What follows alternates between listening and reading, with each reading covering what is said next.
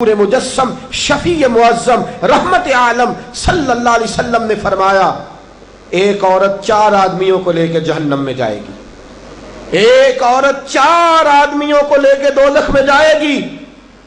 یا رسول اللہ صلی اللہ علیہ وسلم کیا مانا؟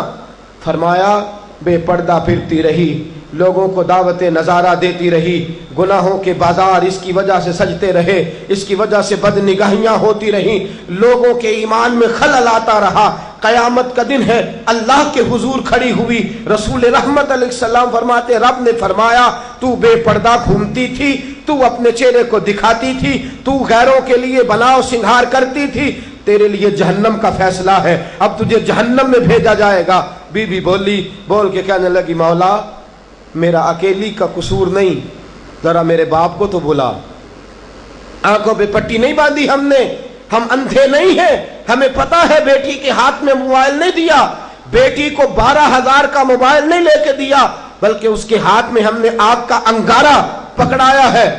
انگارہ دے کے کہتے ہو جلنا نا، انگارہ پکڑا کے کہتے ہو نا اس کی تپش سے دور رہنا، یہ کیسے ممکن ہے؟ سید عالم علیہ السلام نے فرمایا عورت کہے گی یا اللہ بلا ذرا میرے باپ کو، بلایا، مولا اس سے پوچھ، ساری باتیں منوا لیتا تھا، اگر یہ حکم کرتا تو میں کبھی پردہ نہ چھوڑتی، اس نے مجھے کہا ہی نہیں، برقع لا کے ہی نہیں دیا، مجھے کبھی نقاب پہننے کو کہا ہی نہیں، یا اللہ میں اکیلی قصوروار نہیں، میرا باپ بھی میرے جرموں میں برابر کا شریک ہے۔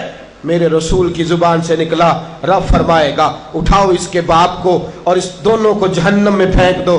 کہے گی مولا تو سارا کچھ جانتا ہے پر ذرا رک جا، میرے شوہر کو تو بلا، اگر ہنڈیا میں نمک زیادہ ہو گیا تو اس کے تیور بگڑ گئے، اگر ذرا کپڑے وقت پہ استری نہ ہوئے اس نے جھڑک دیا، جوتے پالش نہ ہوئے تو میکے بھیج دیا، اور میں بے پردہ پھرتی رہی، کبھی توجہ ہی نہیں دی، بلا میرے شوہر کو، پورا قصوروار ہے یہ میرے گناہوں میں۔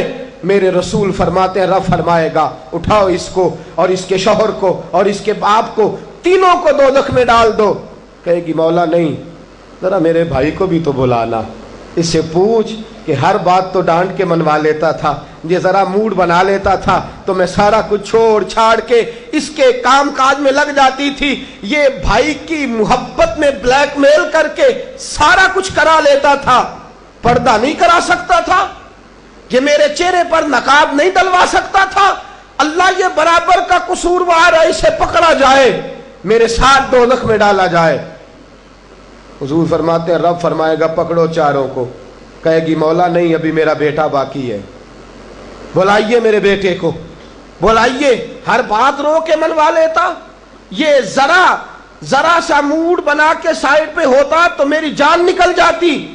اس کو نہیں خبر تھی مجھے پردہ کروانا ہے، اس کو نہیں پتا تھا کہ ماں کا چہرہ بے نقاب ہے، با پردہ کرنا ہے۔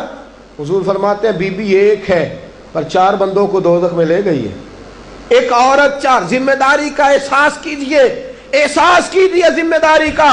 آج یہ بڑھتی ہوئی بے رہ روی اور آج یہ بھٹکتے ہوئے لوگ اور آج یہ بھولے بھسرے، کہیں کہیں ہم سے بھی غلطیاں ہوئی ہیں، کہیں کہیں ہم نے بھی گناہ کیے ہیں، تم نے خود آگ لگائی ہے چمن میں اپنے، بے سبب گردش ایام کو الزام نہ دو، ہم نے خود نور کا ظلمت سے کیا ہے سودا، کر کے توہین سحر شام کو الزام نہ دو۔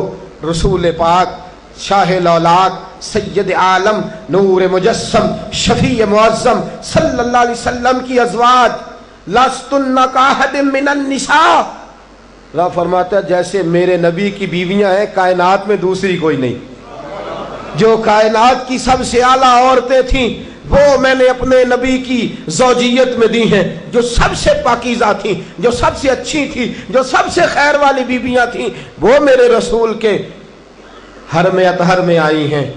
صحابی آئے، عبداللہ ابن مخدوم رضی اللہ عنہ، آنکھوں سے نابینے ہیں، حضرت میمونہ حضور کی زوجہ ام المومنین رضی اللہ تعالیٰ عنہ بیٹھی ہیں، حضرت عبداللہ ابن مخدوم نابینا آئے۔ توجہ ہے آپ کی؟ جاگ رہے ہیں آپ؟ یہ ترمذی کی حدیث ہے، ترمذی کی، اور اس ایک حدیث کا پس منظر سمجھ جائیں تو سارا مضمون سمجھ میں آ گیا۔ رسول کریم صلی اللہ تعالی علیہ وآلہ وسلم نے فرمایا، حضرت عبداللہ ابن مختوم آئے، फरमाया मैमूना पर्दा करो। पर्दे, जरा पर्दे का मफहूम समझिएगा। मैमूना, या रसूल अल्लाह किससे करूं, वो तो नाबीना है। मैमूना पर्दा करो। आका किससे करूं, वो तो नाबीना है। हुजूर ने फरमाया वो नाबीना है, तुम्हें तो नजर आ रहा है ना। बेटियों, पर्दा ये नहीं कि कोई तुम्हारी तरफ ना देखे, बल्कि पर्दा ये है कि तुम भी किसी की तरफ ना देखना। पर्दा खाली ये नहीं कि मर्द औरत की जानिब ना देखे, ये भी पर्दा है कि औरत भी मर्द की जानिब ना देखे। मस्जिद नबवी है, मदीने का शहर है, नूर बरस रहा है, रसूल पाक बरकात लौटा रहे हैं, सहाबा का मजमा है। आज पता नहीं अजीब सी मुस्कुराहट है, चेहरा हुजूर का खिल उठा। तवज्जो है आपकी? क्या अजीब लम्हा होगा। एक सिमत अली, एक सिमत उमर, सिद्दीक इधर, उस्मान उधर। इन जगमग जगमग तारों में महताब का आलम क्या होगा। इन जगमग जगमग तारों में महताब का आलम क्या होगा। और बिन देखे फिदा है हर कोई, दीदार का आलम क्या होगा। बिन देखे फिदा है हर कोई, दीदार का आलम क्या होगा। चाहे तो इशारों से अपने काया ही पलट दे दुनिया की, ये हाल है खिदमतगारों का, सरकार का आलम क्या। नबी करीम बैठे हैं सहाबा में,